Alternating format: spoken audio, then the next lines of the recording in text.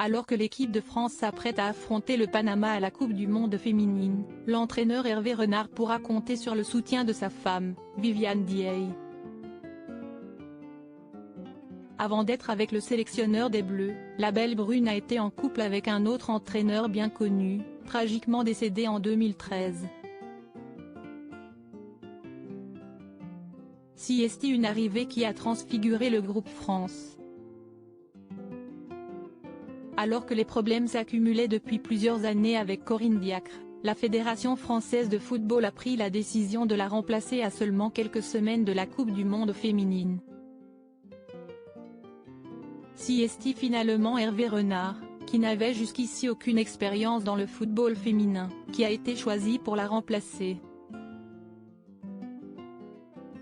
Un visage bien connu des amateurs de football, notamment en Afrique, où il a entraîné plusieurs sélections, du Maroc au Ghana en passant par la Zambie.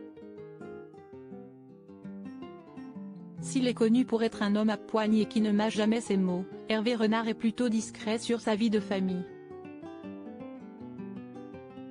Pourtant, il vit une belle histoire d'amour avec Viviane Dieye, une superbe brune originaire du Sénégal. Une relation qui dure depuis plusieurs années maintenant, mais avant d'être avec l'entraîneur de 54 ans, cette dernière a connu une autre longue relation avec un autre personnage bien connu du football français. En effet, elle a partagé la vie de Bruno Metsu, footballeur français, puis sélectionneur de différentes nations. À l'image d'Hervé Renard, le natif de Coudekerque-Branche, Nord, a été à la tête de plusieurs sélections africaines, dont la Guinée et le Sénégal. Malheureusement, ce dernier connaît un destin tragique. Une mort tragique à seulement 59 ans atteint d'une grave maladie, celui que les Africains avaient pris l'habitude d'appeler le sorcier blanc, pour ses bons résultats, a dû mettre un terme à sa carrière d'entraîneur plus tôt que prévu.